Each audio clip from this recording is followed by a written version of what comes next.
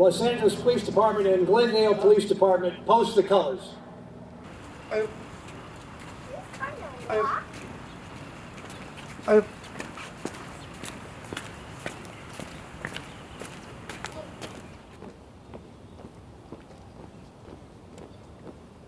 Ready, halt.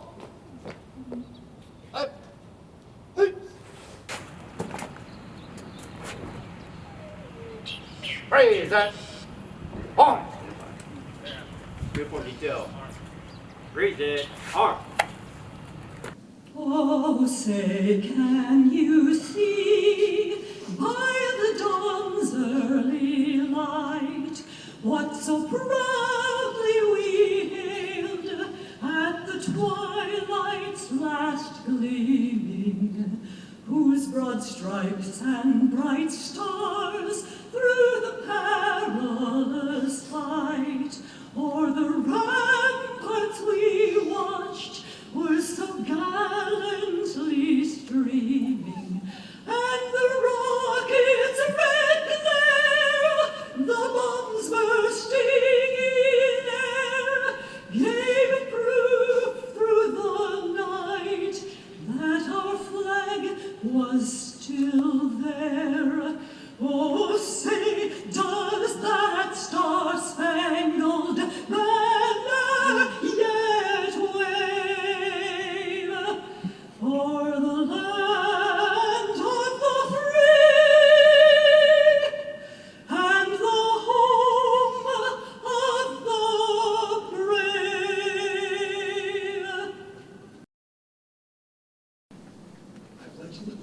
I pledge allegiance to the flag of the United States of America and to the republic for which it stands, one nation, under God, indivisible, with liberty and justice for all. Order. Off. Arm. Post. Go.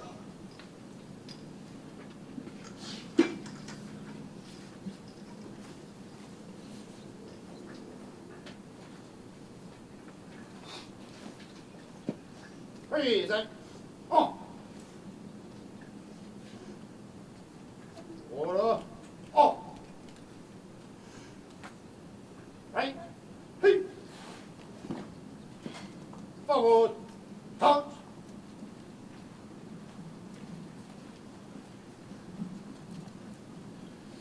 And now from the United States Marine Corps, 3rd Anglico,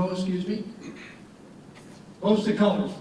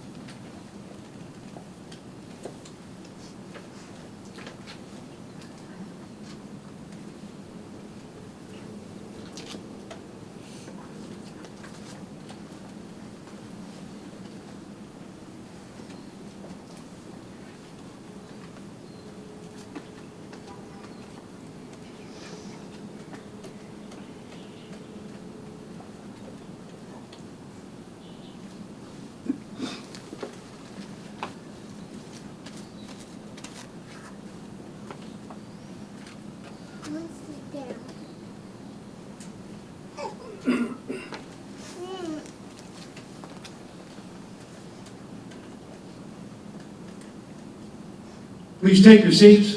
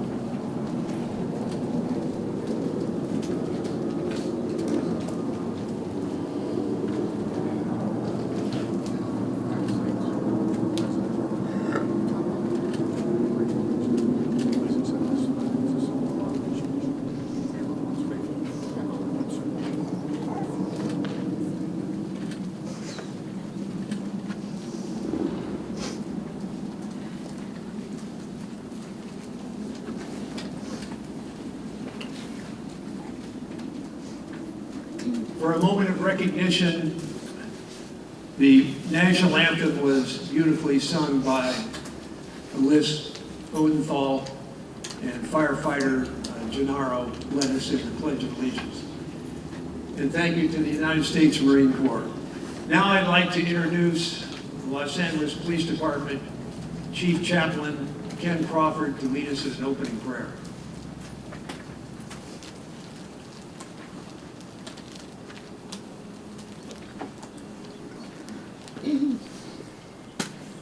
Good morning, everyone.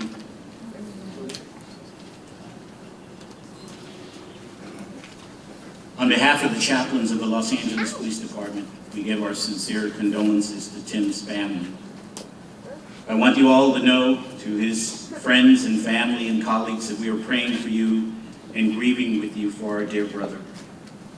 In St. Paul's letter to the ancient church in Rome, he writes in Romans 14, verses 7 through 9, "For none of us lives for ourselves alone, and none of us dies to ourselves alone. If we live for the Lord, and if we die for the Lord. So whether we live or we die, we belong to the Lord. And for this very reason, Christ died and returned to life, so that he might be both Lord of the dead and the living." Please let us bow our heads for prayer. Father God, as we come together this morning to celebrate and to honor the life of our dear brother, we ask your healing hand to be upon his family and his friends and all that are in attendance. Lord, we are grieved and we are sorrowful for his passing. But in the midst of our pain, in the midst of our sorrow, help us to remember that you are an ever-present help in our times of trouble. Though there be pain and loss, Lord, you promise that you would abide with us during the storms and trials of life. You stated that you would never leave us, you would never forsake us, you would never leave us not protected, or provide us with the substance to live a quiet and peaceful life. It is to that we give you glory, that you have always raised up leaders who are dedicated to defending our Constitution and to preserving the American way of life. Thank you, God, for the service of our dear brother, who dedicated his life first to his family, to his service in the United States military, and to his chosen profession, law enforcement. These were his high calls of duty, and he served with high distinctions and with honor. My brother is the essence of a hero who was called by God to be that shining light in the midst of the darkness, always putting others' safety and care above himself. And as a leader, he served with bravery, with courage, and with unwavering resolve, thereby taking every opportunity to be that example to young soldiers and officers, teaching them to love you, God, love our country, and to love family. We thank you now that you have received our dear brother into your loving arms. It is to you that we lift our eyes and give all glory and honor for the times and seasons that we all shared with him. Thank you for the 77 years that he brought joy to our hearts, friendship to our colleagues, and service to mankind to make this world a better place. Our Lord taught on the Sermon on the Mount, "Blessed are the pure in heart, for they shall see God. Blessed are the peacemakers, for they shall be called the sons of God." Our brother was your son. You sent him to be a blessing to all that knew him, and to those who had the privilege to be his friend. They all knew this to be true. So help us to never forget his love, his commitment, and his service.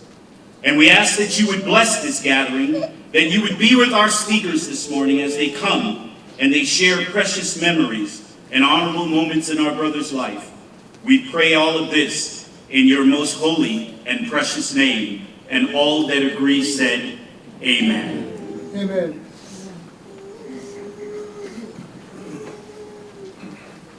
Chaplain, thank you very much. So we begin with roll call. United States Marine Corps, Colonel Anderson, Timothy Garth. Answer up. Here, sir. LAPD Sergeant 2 Anderson, Timothy Garth. Answer up. Here, sir. Glendale Police Department Anderson, Timothy Garth. Answer up. Here, sir. Tim, you're present and accounted for. So today we celebrate the full and active life of Tim Anderson. Family is here.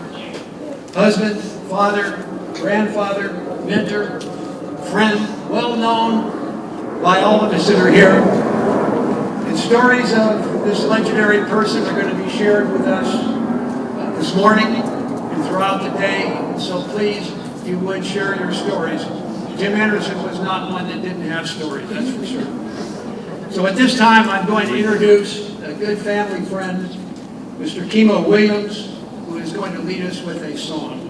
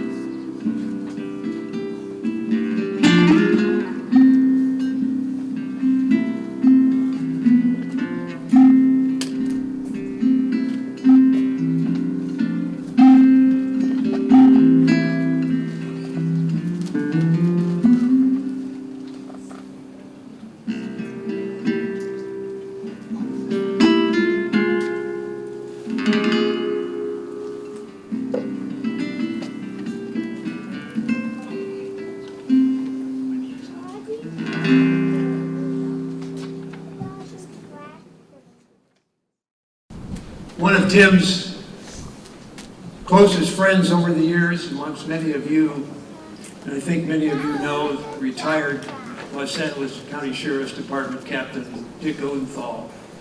And the family has asked that he provide the eulogy. So I invite Captain Odenthal to the podium.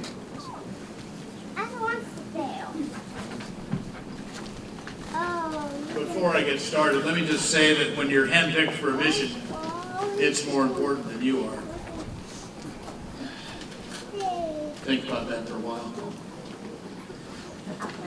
Often the mettle of a man is determined by those who respect him.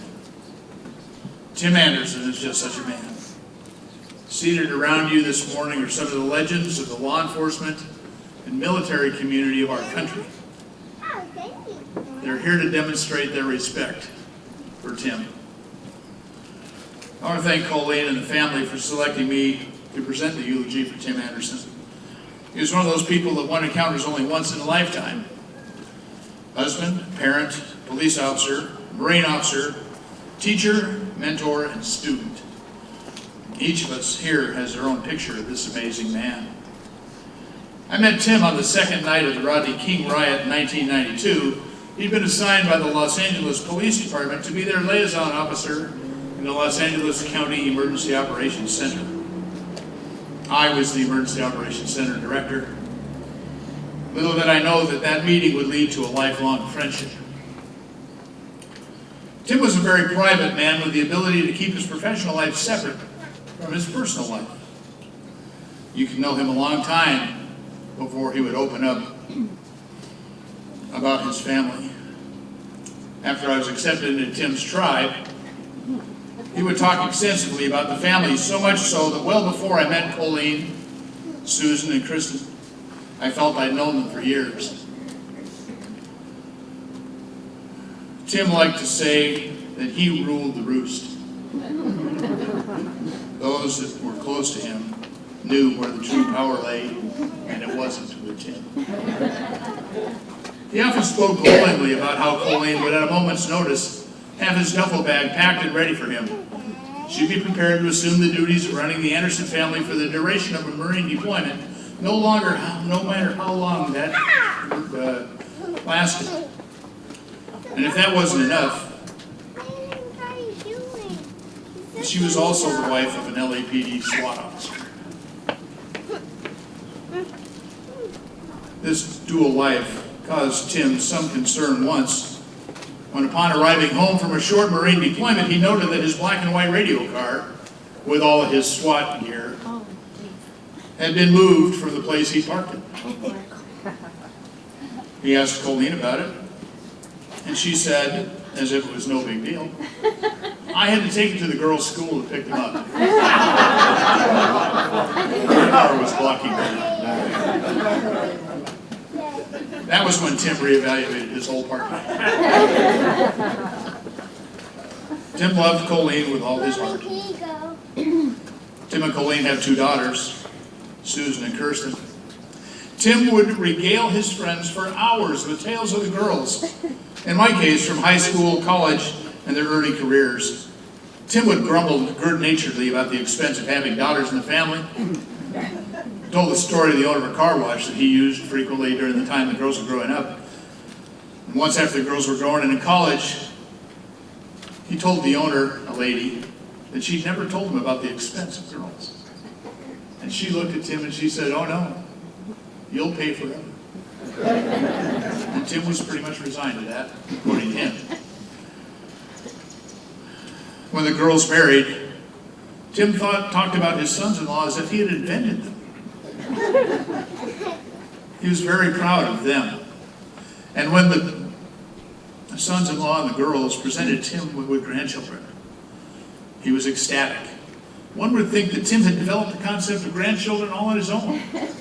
That those of us that had grandchildren had nothing to do with it. His grandchildren one day would rule the world. They were the smartest, fastest, cutest little children on the planet. And he believed that. Tim had two lifelong standards. One was excellence. If you were acceptable in his world, you were golden. However, if on the other hand you failed to measure up, your life could get interesting rather quickly. The story is told by Marine Corps officers familiar with Tim's methods that on more than one occasion when an officer's performance didn't meet his standard, Tim would, quote, take that officer to lunch, unquote. And they were never seen in the command again. One young officer said, what does he do with the bodies? The second standard was the tempo of his life. He had only one speed, and that was full speed ahead. Not hampered by an overabundance of patience, Tim completed his tasks as quickly as possible, and he expected the same from his subordinates. And if you couldn't keep up, you had to move on. He was a Los Angeles police officer for 28 and a half years. Time doesn't allow for a complete listing of his assignments, however, a short list will include assignments in South Central Los Angeles, Hollywood Division, Metro SWAT, where he served as a SWAT officer and a sergeant, Anti-Terrorist Division, and then finally Metro K-9. And Tim didn't even like dogs. His penchant for excellence was reflected in his performance in each of these assignments. And when you worked with Tim, you had to be prepared to produce maximum effort with excellent results. He was known as a serious man. However, he was often the focus of pranks by other personnel. Tim always wore a ball cap, especially during the daytime, because like me, right now, the top of my head is frying. However, one night, while working at K-9 containment, the LAPD airship overhead radioed down and said, Sergeant Anderson, is that you? And Tim replied in the affirmative, yes it is. And the airship said, please put a cap on, you're disturbing the flare. Tim fumed later that the call had gone out citywide, as if no one in the city knew his secret.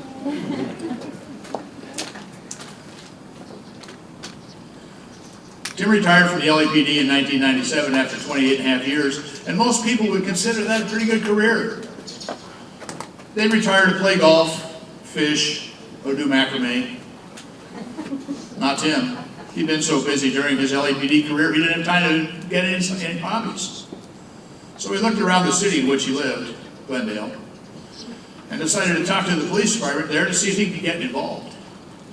The recruiter convinced him to become a Glendale police officer full-time. And he did that. And I just finished saying that Tim was in the possession of seriously good intellect. You might want to think about that last act.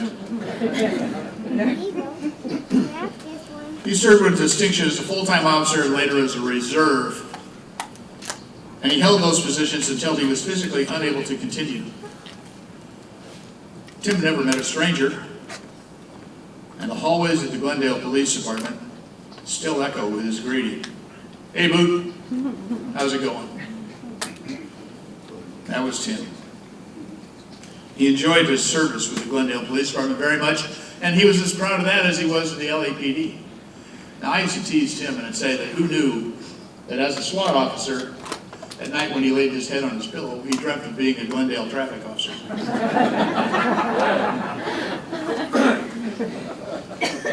Tim served in the Marine Corps as an officer, retiring as a full bird colonel. That's a pretty big deal. Not many people know that he began his military career as an Air Force officer, and he tried to hide that a lot from those of us that didn't serve in the Air Force and still owe our country military obligations. He served in Vietnam with distinction, and leaving the Air Force in the mid-60s, he applied for and received a branch transfer to the Marine Corps. And I believe his initial commissioning was as a captain. Serving in the Marine Corps Reserve simultaneous with his career on the Los Angeles Police Department, he applied the same drive that he did in everything else he did. He was excellent in what he did in every way. He served in many capacities from company grade through field grade. One significant accomplishment during his career is as a lieutenant colonel. That's the thing right below the bird girl. Tim was the highest ranking officer in the Marine Corps on jump master status. And I believe at that time he was an active jump master. And that means he had to do that at least, I think, once a year to maintain his qualification. His assignments in the Marine Corps included the commanding officer of the Light Armored Reconnaissance Battalion. That's the battalion that he stood up. He was his first commander. He was his first commander. And then when he was transferred from there prior to the Iraq or the Gulf War, he was really upset because he wanted to go to combat with those men. And the Marine Corps had other ideas. But that unit served with distinction in the Gulf War. Tim always regretted that he'd been transferred from that unit.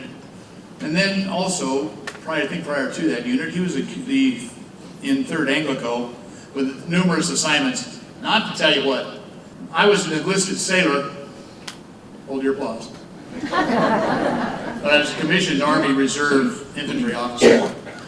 So when I got the listing of things that he did in Anglico, it was like reading Greek.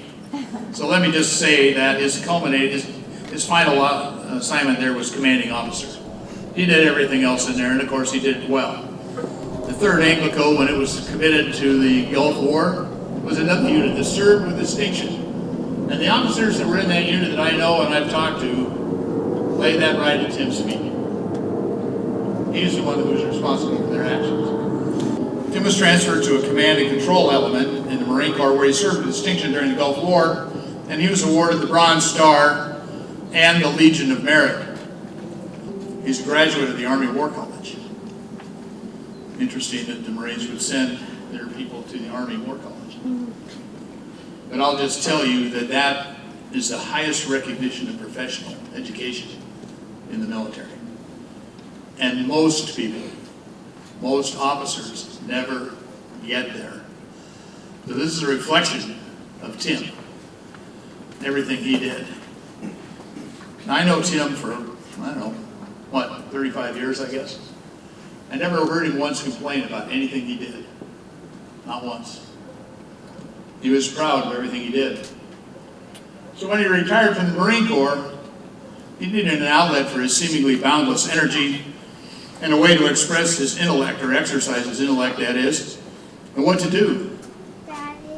Tim joined with Sid Hale and myself, and we formed a small company where we trained police officers. And over the course of time now, about, I guess, close to 15 years, we've had the privilege of training more than 5,000 police officers all over the world, with the possible exception of LAPD. Anyway, Tim was the brain in our organization. Anytime we needed something edited, something developed, something expounded on, Sid or I would call Tim, hey, what do you think about this? And then we'd just buckle up for a 45-minute lecture on something that we were just figuring out and he'd already read about. I gotta tell you, Anderson read books like a lot of people eat canned soups. He's just that way. And the fact of the matter is, he didn't read just books that you might find us reading like Sun Tzu. No, he read things like, what happens to your brain after an exposure to Campbell's tomato soup, whatever, I don't know. But he would talk to me about that, and I guess tell you what, my mind just shut right down. I went back down to what was happening with the Mickey Mouse cartoons that my grandchildren were looking at. But Tim read that stuff, and he understood it. One day he started talking about string theory. What are you talking about, Anderson? String theory is how you get your clothes made. Nope, not for Tim. He was all over it. He says, Odenthal, you need to read more. I said, yeah, right. Not hardly.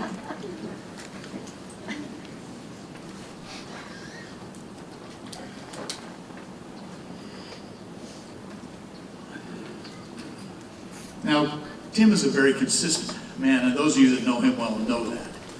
Every day when you see him, it's pretty much the same thing. Hey, Boot, what's up? How you doing? Da-da-da-da-da. Let's go. Saddle up. We're going. Well, just to illustrate his consistency in another way, he's known Sid Hale for nearly 50 years. and he's never once pronounced his last name correctly. He always calls him Sid Heel. Well, it's clearly Sid Hale, but not for Tim. And we would remind him of that every time he did it, and it didn't make any difference. I'm thinking it was an act. I don't know. For several years, Tim has served on the board of the California Association of Tactical Officers, CATO, the SWAT organization for the state. He's been on the board, he's been an emeritus board member, but the real hallmark of Tim is that he's concerned about the training that these police officers get to help keep them alive, keep them proficient, have them survive the various challenges that they're seeing in court. He was really concerned about that, and he would mentor these folks and talk to them endlessly. I remember one time we were getting ready to go to the CATO conference, and Tim called me. He says, "Hey, I need you to do something." I said, "Perfect, what?" Thank you, Marty. He said, "I've been talking to this young man. He's a SWAT officer or SWAT sergeant down in one of the beach cities down in North San Diego County. And he says he wants to learn some stuff, and you're the guy that's going to have to teach him. So he's going to sit with you during the CATO conference." So I thought to myself, wow, a free cat. What am I going to do with this guy? I don't even know who this guy is. Well, he did. He sat next to me for 4 or 5 days, all day long, asking me questions. Goodness gracious. But I'll tell you what, he's another friend of mine now, and now he's working on a PhD at USC. We got him that far.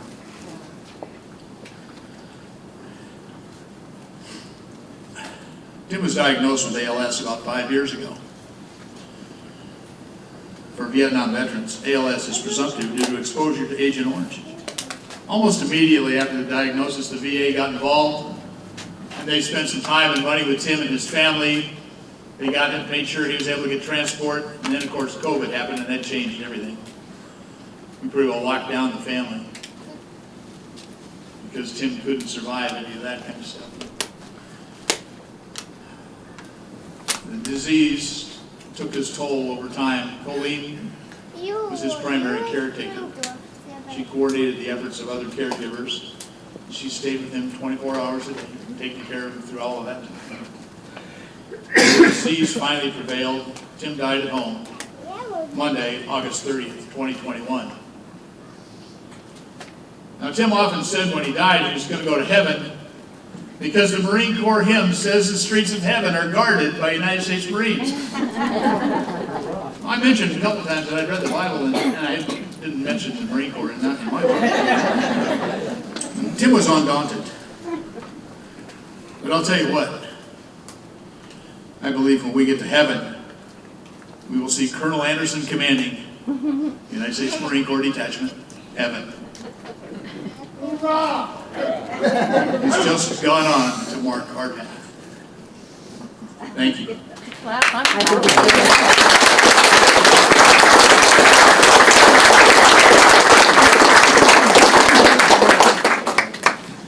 Well done, Dick. Thank you very much.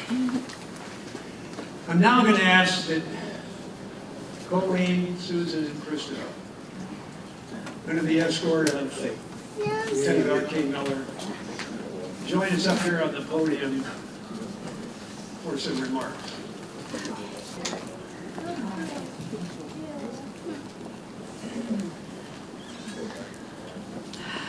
Oh my. You all look so pretty. That's what I used to tell Tim, he was pretty.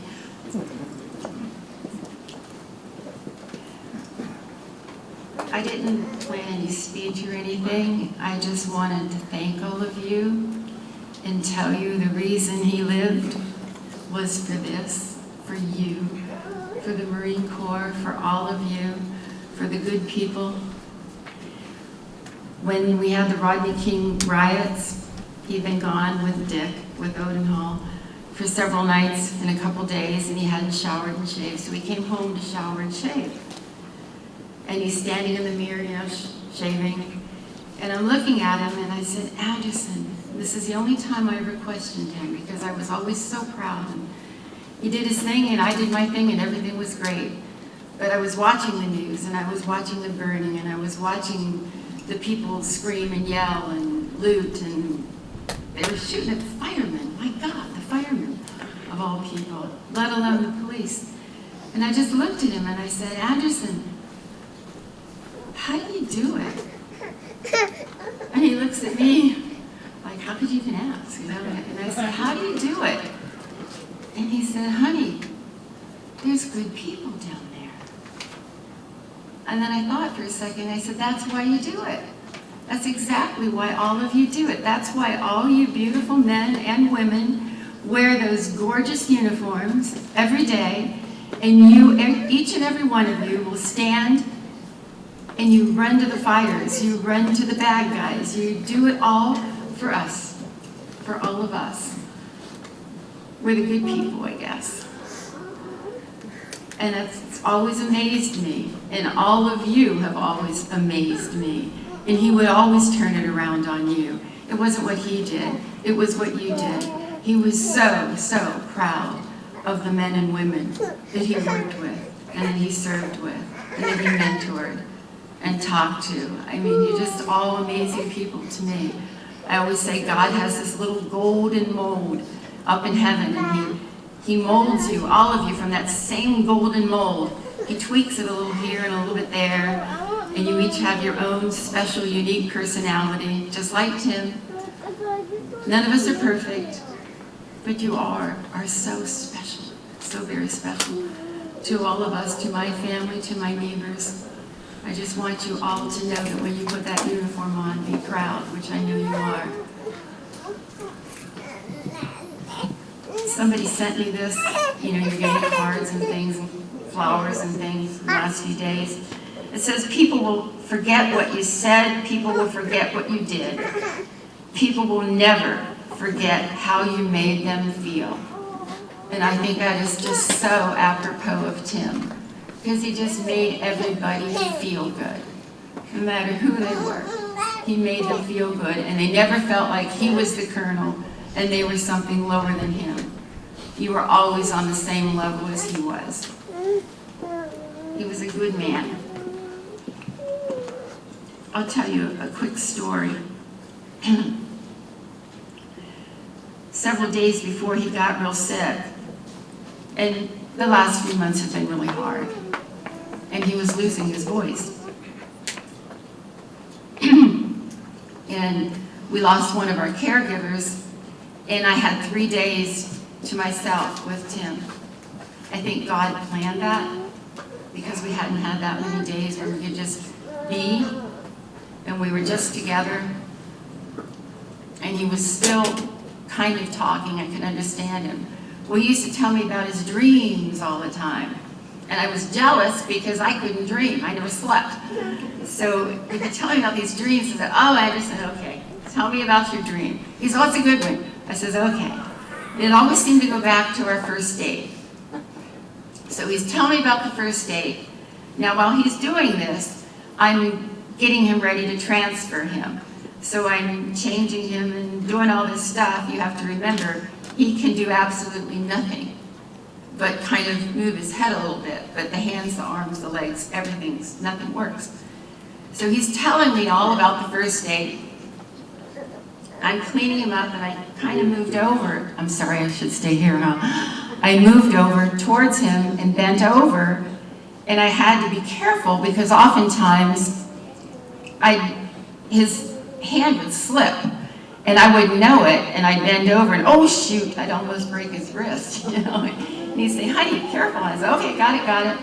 Or sometimes when the girls and I were working on him, we'd forget to put his mask back in, and he'd be there, oh, Anderson, oh, get his mask, quick. We'd forget to put the mask in, he's not breathing. So we always joked, we said, you know, if ALS doesn't get you, Colleen will. Had a rough time. So anyhow, he's telling me about his dream. All of a sudden, and I'm working on him, he goes, you almost gave me a heart attack. Oh God, what did I do? what did I do? And I don't know what I've done. I did something horrible. And he goes, no, honey, in the dream. And I said, oh, I thought I broke something. He goes, no, in the dream. And I said, oh, okay. And I said, what? And he said, well, I went down after the date and I'm sitting in the car and I'm just thinking about the first date and you and this and that. And he says, you almost gave me a heart attack. I said, okay. And then he said, and then you know what I thought? And I said, no, Anderson, what did you think? And he goes, I thought, I'm going steady. And I started to laugh, and I laughed till I cried. I said, Anderson, I haven't heard that word or that term since I was in high school. That's 50 years ago. And I'm like, you're going steady? And he says, yeah. And I said, oh, okay. Remember, I'm getting him ready, transferring him and everything, and laughing at the same time. And he said, well, didn't you? I said, no. And he started to laugh. Because you didn't think you were going, well, yeah, but it took a while.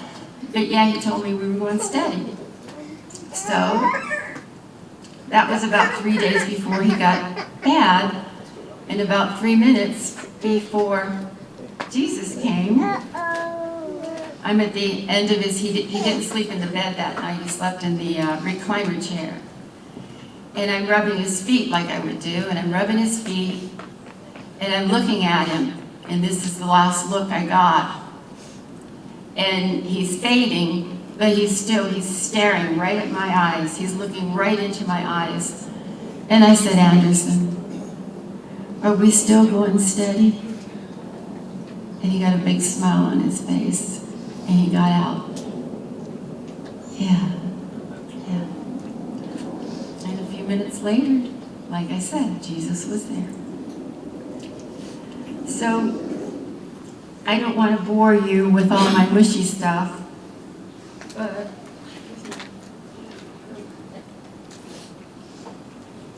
on the back, I wrote a little song for Tim. I don't have the courage to do it, but you can read it. And it's just a love song to Tim. And again, I thank you all for being here, taking the time in this heat, this sun, but truly know that this is what he was so proud of, all of you. Where's my Marines? I lost my Marines. Where'd they go? They're what? Oh, okay. Well, thank you. Thank you, men. Thank you, women. Thank you all. Thank you, friends. Thank you, family.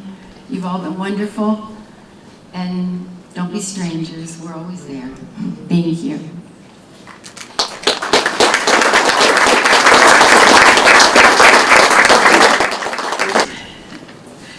It really hurt to thinking about what I was going to say today, because every time I tried to think about it, all that played over and over in my head.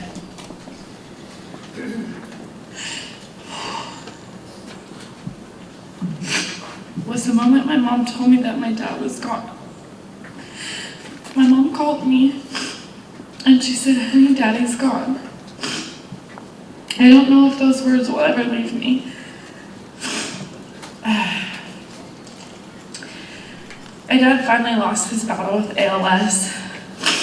He fought as hard as he could for 4.5, 5 years. Over those years, I always knew the day would come, and sometimes I thought about it, and if I would be ready. But nothing prepares you for losing your father. I remember being so angry when my mom told me. I fell to the floor crying. I think I yelled. It all seems pretty fuzzy except for the words, Daddy is gone. After having some time to reflect and think about things, I realized, if anything, I'm so thankful. My dad had been in the hospital that week, and due to living in the wrong state and being in the wrong county, the hospital would not allow anybody to be with him. My sister and I called multiple hospitals in attempts to get him transferred out of LA County so that he didn't have to be alone. It's a long story, but it was a horrific couple of days. I just remember praying so hard for my dad to come home. I prayed so hard for him not to die alone in a hospital bed. My prayers were answered, and for that I'll forever be thankful. Even though my dad made it home, He was on borrowed time, but he got to spend his last couple of days in his home with my mom, exactly where he wanted to be. Sometimes I get angry and I think, I'm only 35, I'm supposed to have my dad so much longer. But I can't be angry because I had the most amazing father for all 35 years of my life. I was in bed with Ryan and I told him I didn't know what I was going to say today. And he told me to talk to my dad, that nobody else mattered and that I could just talk to my dad. And that's what I'm going to do. Dad, you were the absolute best. You never once stopped believing in me. You probably gave me more credit at times than I deserved. Susan and I are so different. I know how proud you were of her. She always studied so hard and loved school. She was great. But I couldn't have been any more different if I tried. But that never mattered to you. You found strengths in me and supported me unconditionally, and I knew you were proud. You were always my biggest fan. I remember coming to you and telling you that I decided to go to graduate school. You were the only person at the time that believed in me. You were so excited and supportive and constantly told me that I could do anything or be anything. I don't think everyone grows up to be that lucky. I never had a chance to doubt myself because the minute I ever started to, there you were telling me that I could.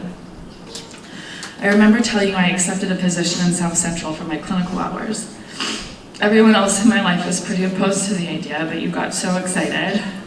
You told me what an awesome education I would get and what a wonderful experience it would be. You then told me to hop in the car and we spent the rest of the afternoon driving around South Central Los Angeles while you gave me a tour and shared stories of when you worked down there. I would give anything to be able to sit down and hear one of your stories today. When we were growing up, I just always thought we were rich. I can't remember a time I didn't have what I needed or even really what I wanted. Being an adult with one child on 2 healthy incomes is hard. I honestly don't know how you did what you did. I just honestly really thought we were rich. One of the things I remember growing up was going to Big Five at the Burbank Mall. We would go on a daddy-daughter date. We went on those a lot. And you would get me all my new gear for the softball season. I remember I really wanted this Lisa Fernandez bat mid-season. I didn't ask you for it, but I told you about it. And of course, that night we went to dinner and swung by Big Five to pick one up for me. You always saw the best in everyone, and I truly believe you always wanted to do whatever you could to help people do their best and be their best. My mom made a joke one time that your heart was bigger than your paycheck, and that was the most true statement one could ever make. You would have made the best billionaire because you would have given every cent away, but then again, I guess that's not exactly how one becomes a billionaire. At Christmas time, we spent time together driving around Glendale and Burbank. You used to stop by a lot of places you would frequent and drop off a Christmas bonus, whether it be the gas station attendant on Allen and Glen Oaks or the bus boys at Shakers. What I wouldn't give you for a daddy-daughter date at Foxy's this weekend. You made all my friends like family.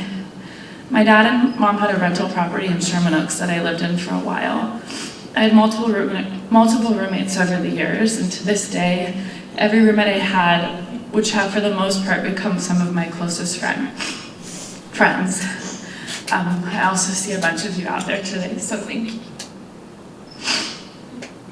He would come take us to dinner. He would always take the time to get to know them. If I vouched for someone, my dad never second-guessed it because he never second-guessed me. Since my father's passing, I've cried, I've gotten angry, I've felt like my world has shattered. But I've also felt so lucky, so loved, and so fortunate.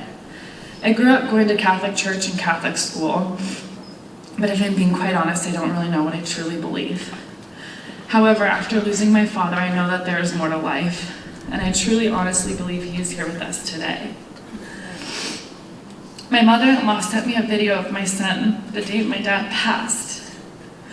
She was watching him for us. She sent it because it was really cute, but not really realizing how much it would mean to me.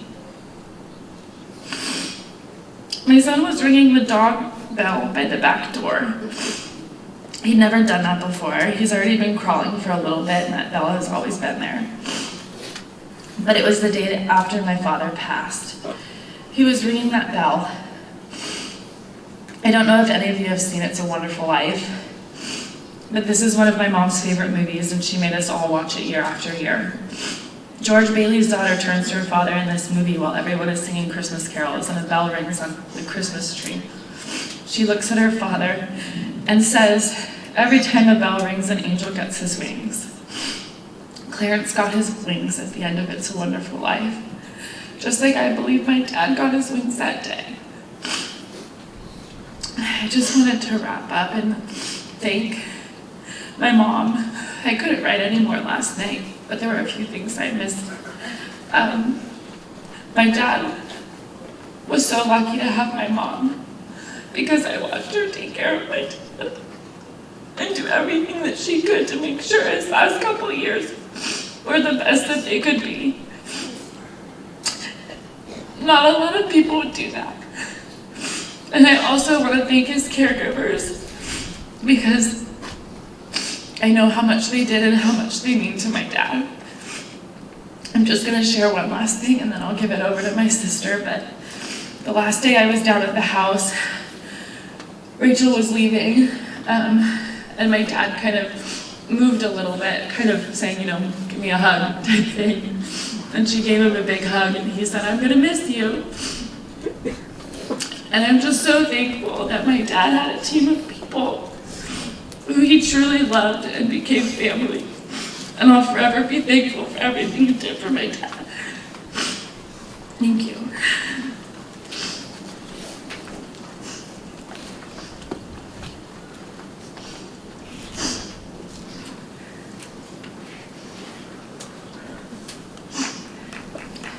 Now I wish I had an agreed to go last.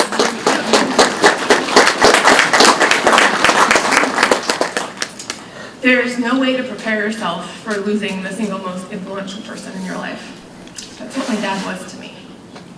He was my hero. I admired him for his kindness and his generosity, his fearlessness, his courage, and his unwavering positive attitude. I don't know where he got it.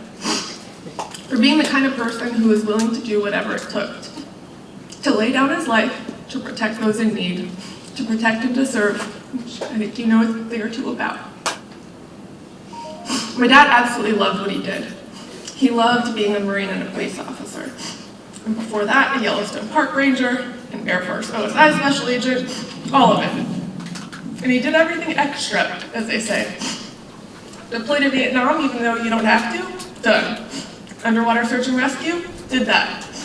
He did all the stuff. He didn't have any hobbies. His hobby was work. He loved it that much. Unfortunately, that meant my sister, mom, and I didn't get to see him as much as we would have liked. If he wasn't working on holidays, he was on call. Our parish priest actually had a special parking spot for Officer Anderson. And whenever he'd join us for holiday mass so that he could get out quickly if he got a call, Father Leo was a big fan of my dad's. I'm not sure how my parents did it, and I credit my mom for a great deal of this, but I never questioned any of it. None of it. I never felt neglected, like my dad was putting work ahead of his family. I knew what he did was important, and it meant a lot to a great deal of people. And most of all, I knew he'd always be there for me when I needed him, and he was. As I've been working to process my emotions over the last week and a half, every morning I've tried to do my best to take a page out of my Army playbook and hunt the good stuff. I keep coming back to the year I lived in West Hollywood, just over the hill from my parents in Glendale. I was a year and a half out of undergrad, and though I had a great job and I was doing well on paper, I was really struggling to find my way. I didn't love what I did. Certainly not like my dad. We spent a lot of time together that year. He'd call me up, often with very little notice, and say he wanted to take a ride over to Cantor's to get some vitamins, which you guys would call cookies, or down to Dupar's for dinner. I remember one night he called me and said, "Hey Susie, it's yo daddy. How about I come get you and we head over to the Grove for dinner?" And I explained I actually already had plans. I had a nice young gentleman coming over and he was taking me to dinner. So my dad, being my dad, said, well, bring him. The more the merrier. Of course, I thought, well, I don't think he's driving all the way out here to spend time with you, Dad, but okay. And I'm sure you won't be surprised to know that about an hour later, I was officially third wheel on my dad's date. But I say this with great affection. All three of us had a great time. I don't know what we talked about. I'm sure my dad told a combination of stories. Some new, but many I'd heard a dozen times over. And I'm sure we laughed. And we definitely had dessert. And somehow, I loved and admired my dad more that day than even the day before. Because that's the way it always was with him. About a year later, I started my career in government service that's included 3 tours at the Pentagon. And while I still don't think I'll ever come close to my dad in terms of his commitment to his profession, I found my way. I found something I can be my absolute best at, because it matters to me, the same way my dad's work mattered to him. So much of what I learned over the years about commitment, honor, and leadership, I learned from my dad, not from a book or in a classroom, but from my dad. And I still think about the stories he told me and the lessons he shared over the years, and I always will. When my dad first learned he had ALS, I tried to get him to move to DC. I even got as far as getting him out to fly and meet with a realtor. I still feel bad about a day I lost my patience with him. It was a day I realized it just wasn't gonna happen. Maybe he'd buy an investment property or something, but he wasn't gonna move. And it's the first time and only time I ever did get angry about his work, because I thought, Dad, your daughter and your only grandchild are in DC. You're done working. Your friends will come see you when they can. It's time for you to move out here. But that wasn't to be, and it didn't take long for me to realize that he made the right decision. Yes, a big part of his life was in DC, and an even bigger part was in California. Not because he was born and raised here, or that he lived here his entire life, but because I wasn't his only family. Not me, my mom, or my sister. All of you were and are my dad's family. The way you'd come by the house to see him all the time, and throw parties for him, to include a Marine Corps birthday celebration that left him speechless and in tears for days. All of this reminded me how special my dad was, and how many people he truly touched over the years. From the bottom of my heart, and on behalf of my entire family, thank you for the love and support you showed my parents, as my dad showed all of us the full extent of his courage, his strength, and his humility. As he battled ALS right up until his last breath, he never gave up. So guess what all this means? Since you're his family, you're also mine. I love all of you just as he did. I mean it when I say I will always be there for those who knew and loved my dad. I hope you'll stop by if you're ever in DC. And hey, guess what? I have a guest room. My dad truly was, and he always will be, the single most influential person in my life. And every day I am blessed to spend on this earth, I hope to be more and more like him. Every day, I hope to make him proud. I love you, Dad, always.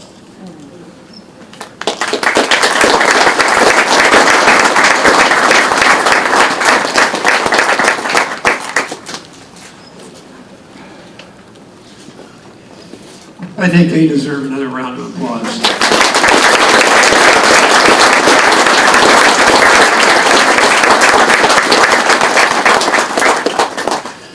And the last of the speakers is somebody that Captain Odenthal had already mentioned, and that is retired commander from the Los Angeles County Sheriff's Department, Sid Hale, not Hale, Sid Hale. And Sid has written a letter to Tim, and I've asked Sid to please step to the podium.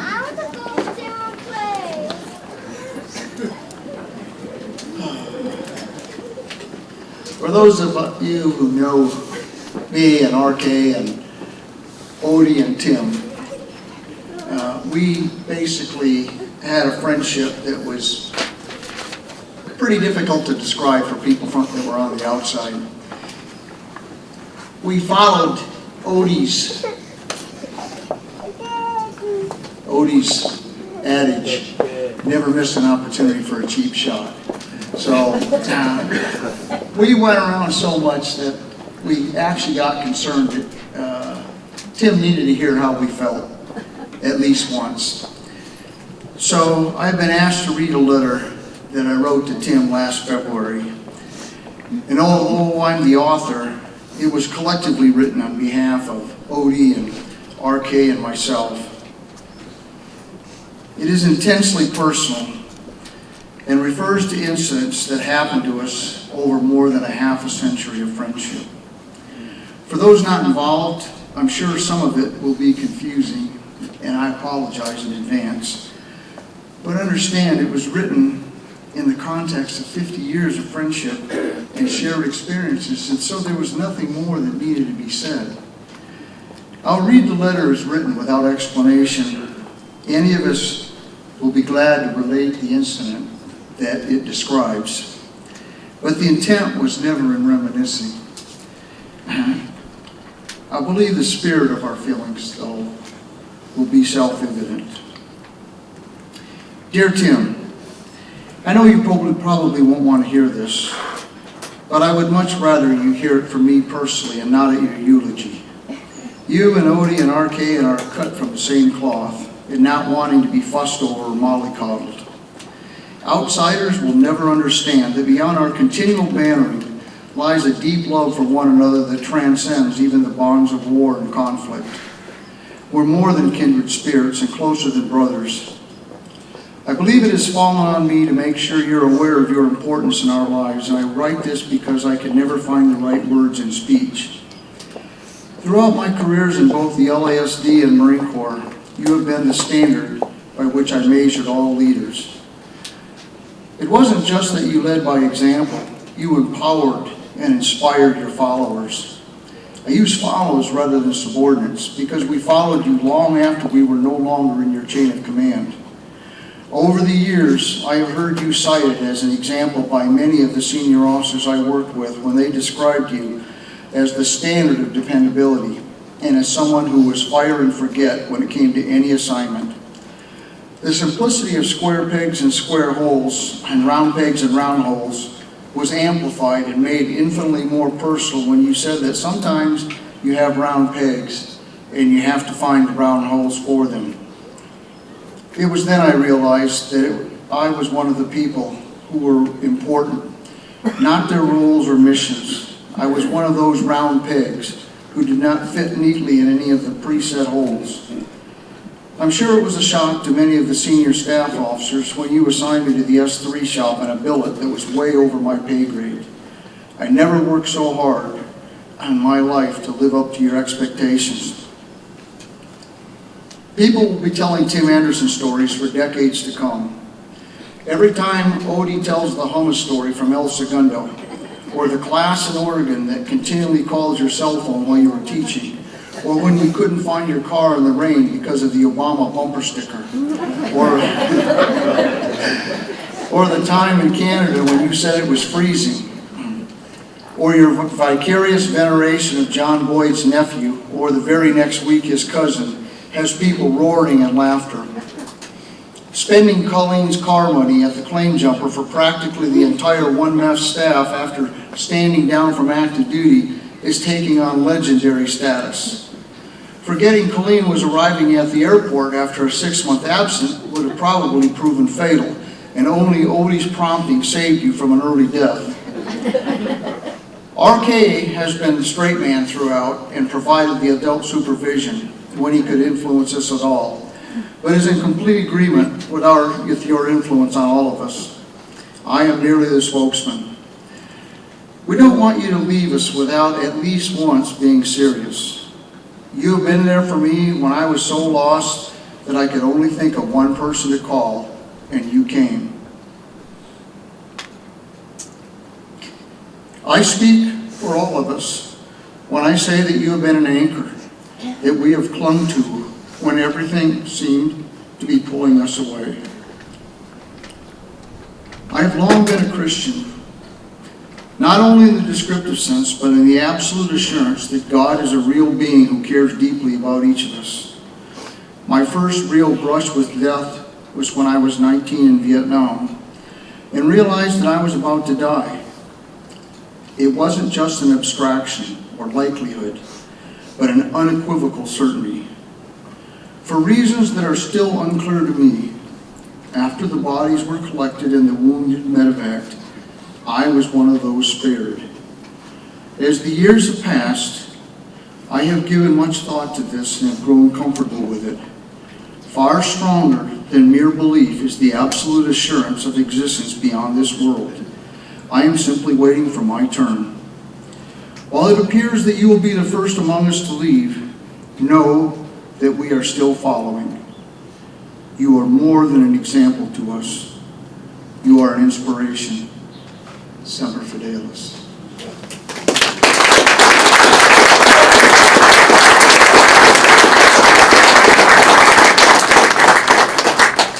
Thank you, Sid.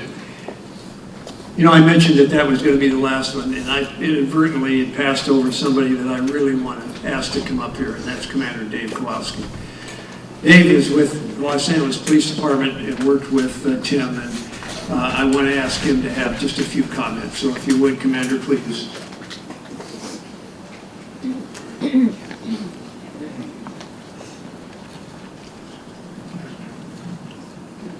Good morning.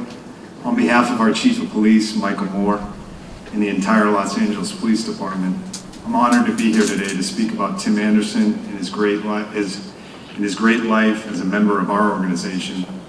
To Colleen, Susan, and Kristen, I thank you for allowing me this opportunity today. I'd like to just briefly talk about two parts of Tim's many accomplishments that have been covered today by most of our speakers, but to emphasize the lifetime of service to his country that he had. As Captain Odenthal eloquently described, Tim's tremendous life and career included distinguished service in the United States Marine Corps and the Los Angeles Police Department, two organizations that share many of the same qualities of honoring its history and those that wore its uniform from the past. The United States Marine Corps and the Los Angeles Police Department are tradition-driven, whose culture and ethos requires its members to honor and recognize those that came before us.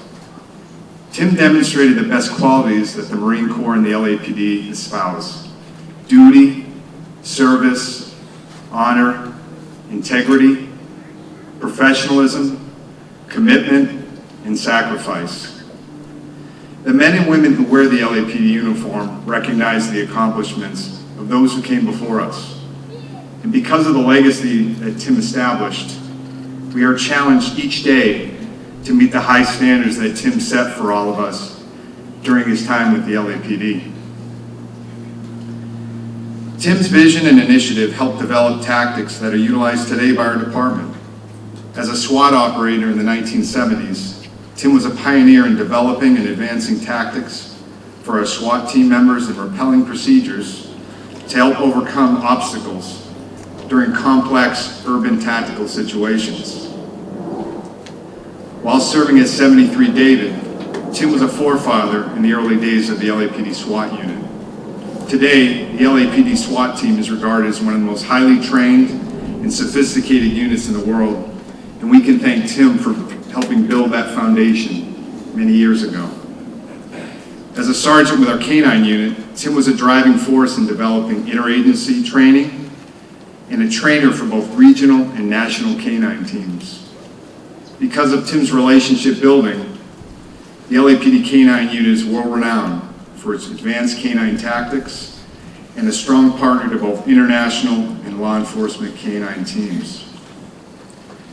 The Marine Corps motto of Semper Fidelis, or always faithful, was not just a saying to Tim. He embodied it in a lifetime committed to service. Tim's loyalty to this country's security in both Los Angeles and around the world was exemplified each day that he proudly wore a uniform. Tim worked tirelessly to reinforce our department's core values to his unit members when he served as a supervisor with us, and he demanded their best each day when they came to work. Many of his subordinates serve in key leadership positions within our department today, as Tim's legacy lives on in them, as they instill the values and leadership qualities into the next generation of the LAPD. Tim will forever be known as a legend to all those he worked with here in the LAPD. We are proud to call him one of ours. 73 David, you are now in to watch. Thank you.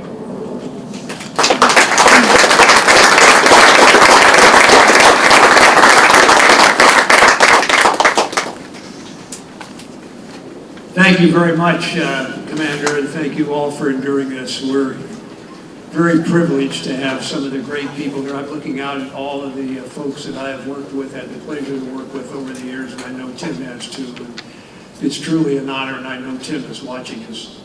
He mentioned at roll call when he answered up. Chemo?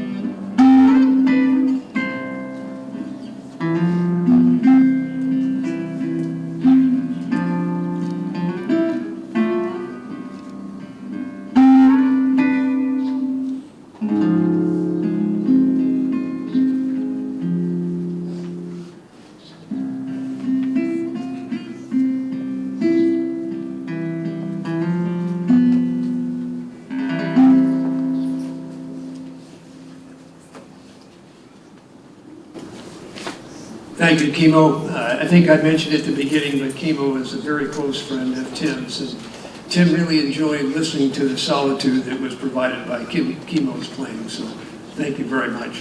For our closing prayer, I ask again that Chief LAPD Chaplain Ken Crawford please lead us in a closing prayer.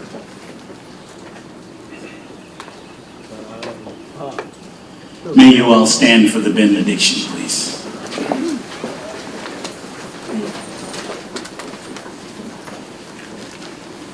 In the 15th Psalm, a Psalm of David, the word declares, O Lord, who may dwell eternally in your sacred tent?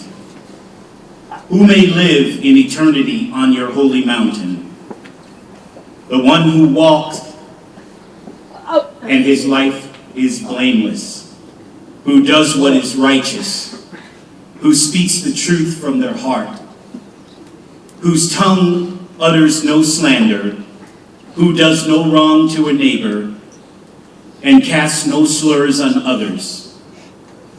one who despises a vile person, but honors those who fear the Lord, who keeps an oath even when it hurts, and does not change their mind, who lends money to the poor without interest, and who does not accept a bribe against the innocent. Whoever does these things shall abide eternally in my abode.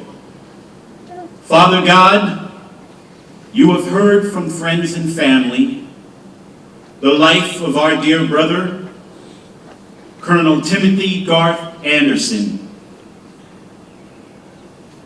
retired Sergeant, Los Angeles Police Department and Glendale police officer.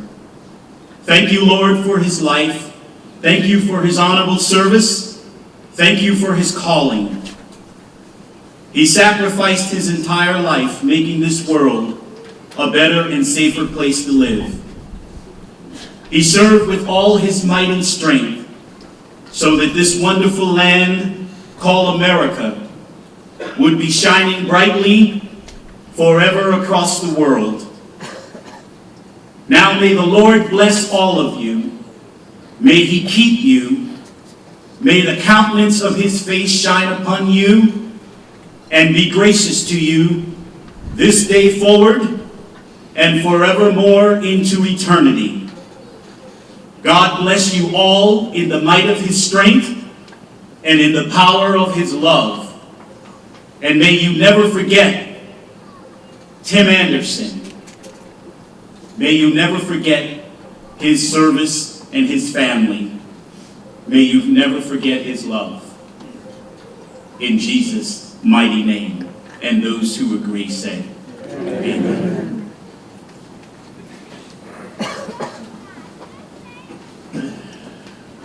If you please remain standing, the United States Marine Corps presented one flag, and the Los Angeles Police Department and Glendale Police Department would like to present flags to both Suzanne and Kristen, so please stand by. Honor Guard, please pose.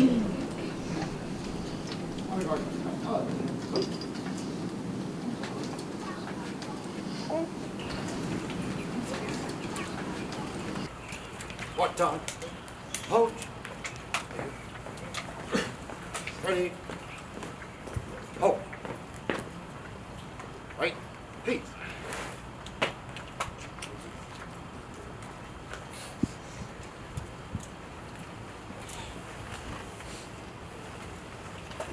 On behalf of Chief Michael Moore, the men and women of the Los Angeles Police Department, we salute and commend your dear father, his dedication and service to the people. Not only for his service in Los Angeles Police Department, but his service in Glendale Police Department. And the one who we're most thankful for is his military staff. My deepest sympathy goes out to you and your entire family for the loss of your father. May God bless you all.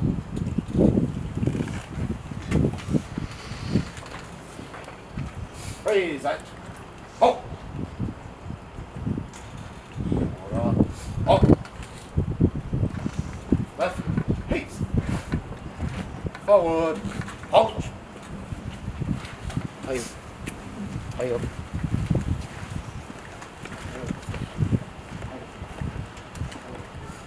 Forward. Halt. Left. Left. Left. Right. Left. Left. Mark time. March. Detail. Halt.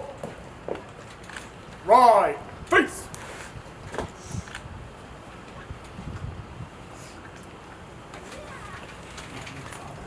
He's a great man. Officer, Sergeant, Colonel, you will forever leave a lasting impression in our hearts. On behalf of the Glendale Police Department and Chief Povolatis, we present to you this flag.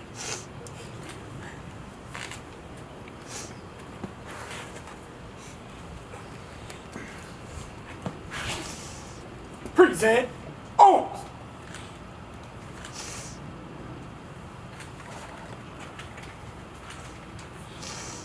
Left face. For what? More. Look.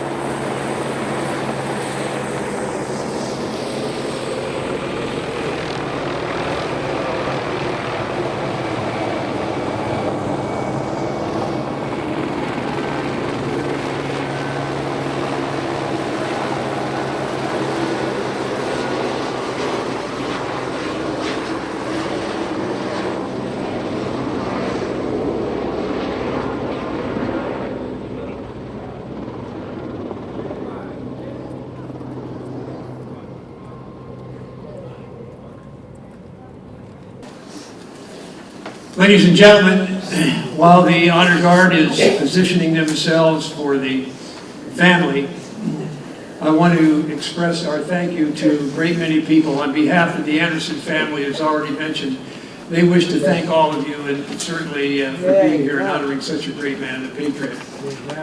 I would like to acknowledge the United States Marine Corps, who was here earlier. I see that LASD Chief Jack Buell and all of the red team, if I'm not mistaken, are here.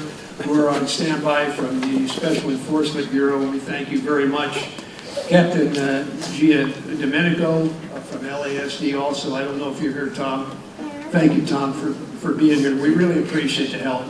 Glendale K-9 Unit, SWAT, Motors, LAPD Air Support Division, Glendale Air Support, and obviously LASD Aero Bureau.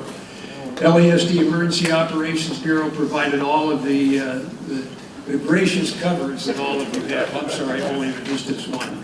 But in any event, the Emerald Society, the Chief Chaplain, Ken Crawford.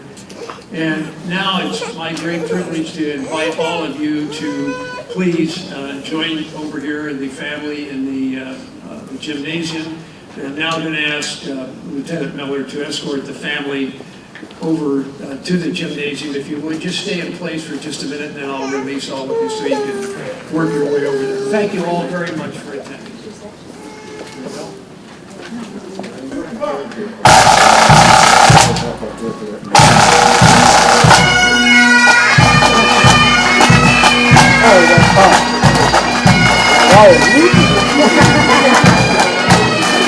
Show too.